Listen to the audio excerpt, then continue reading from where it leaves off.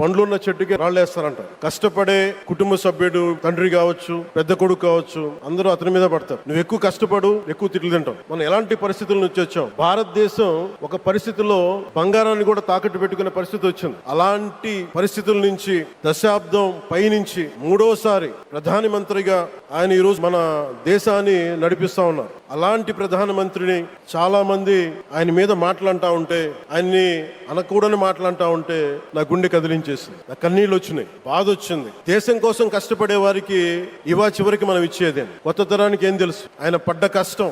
ఒక్క రోజు కూడా సెలవు తీసుకోలేదు మన ప్రధానమంత్రి గారు. విదేశాల్లో ఉండే శత్రువులతో పోరాడాలి, దేశాన్ని అభివృద్ధి పదంలో తీసుకెళ్దామంటే అంతర్గత శత్రువులతో పోరాడాలి. అలాంటి వ్యక్తికి మనం ఇవ్వగలిగేది కేవలం మేమున్నాం మీ వెంట, మీ మీద మాట పడితే అది మా మీద పడ్డట్టే, అదే మనం వారికి ఇవ్వాల్సింది. నిజంగా ఆయన జంతర్ మంత్రులు అన్ని మాట్లాడుతూ ఉంటే నేను ఈ రోజున ప్రధానమంత్రి గారికి ఒకటే ఇస్తున్నాను, మిమ్మల్ని కొట్టే నాయకుడు లేడు ఈ భారతదేశంలో రాబోడు.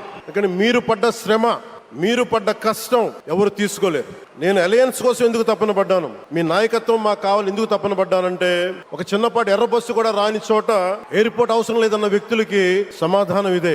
ఇన్ని వేల మందికి ఇన్ని వేల కోట్ల పెట్టుబడి వచ్చింది అంటే ఆశీస్సులు కావాలంటే దేశం కోసం నిలబడే నాయకుడికి మన అండగా ఉంటే ఏం జరుగుద్ది అంటానికే ఈ భోగాపురం ఎయిర్పోర్ట్ ఈ రోజు ప్రారంభోత్సవం నిలువెత్తు నిదర్శనం. ఈ రోజు పొద్దున్నే ప్రధానమంత్రి గారి స్టేట్మెంట్ చూశాను. ఆయన తిట్టిన, ఎన్ని దూషించారో వారిని కూడా పెద్ద మనసుతోటి క్షమించారు ఆయన. అలాంటి ప్రధానమంత్రి గారికి మీ పాదాలకు నేను నమస్కారం తెలియజేస్తున్నాను. నిజంగా మీ ఉన్నతి, మీ ఔన్నత్యం ఈ రోజు చాలా చాలా స్ఫూర్తిదాయకం. దేశాన్ని నడిపించడం అంటే రామకార్యం లాంటిది. హనుమంతుడు లంకకు లంఘించినప్పుడు అనేక అవంతరాలు వచ్చినాయి, అనేక అడ్డంకులు వచ్చినాయి. రామకార్యం చాలా గొప్పది. అలాగే ఈ రోజు ప్రధానమంత్రి గారు దేశాన్ని ముందుకు నడిపించేది బృహత్ కార్యం, చాలా మహాకార్యం. అది అలాంటి వ్యక్తికి మనం ఇవ్వగలిగేది, హనుమంతుడికి మనం ఏమి ఇవ్వగలం? నువ్వెంత గొప్పగా లంఘించావు, ఎంత కష్టపడ్డావు. ఏ దేవతకైనా ఇవ్వాల్సిన స్తుతే. వాళ్ళు మన నుంచి ఏమి కోరుకోరు. ఒక తల్లిదండ్రులకి మనం ఏం కోరుకోరు, అమ్మ నువ్వు మా కోసం కష్టపడ్డావు, నాన్న నువ్వు మా కోసం కష్టపడ్డావు అని. అలాగే ఈ దేశ ప్రధానికి, సెలవు తీసుకోకుండా పనిచేస్తున్న ఈ దేశ ప్రధానికి మనం ఇవ్వగలిగేది, మీరు మా కోసం ఎంత కష్టపడ్డారు, మీరు మా కోసం